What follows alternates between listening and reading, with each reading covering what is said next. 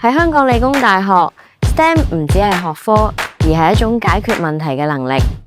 由理論到實踐，再到創新。而家護理都要同科技結合，我哋就有 STEM Fellowship 去利用呢個生物同埋數據分析去解釋病情。STEM 元素融入護理程序，培養學生護理方面嘅科學觸覺。一人跳落嚟咁。結合 STEM 嘅知識，利用健康資訊科技去提升護理效率。透過數據分析同風險評估，去幫助作出有根據嘅臨床決定。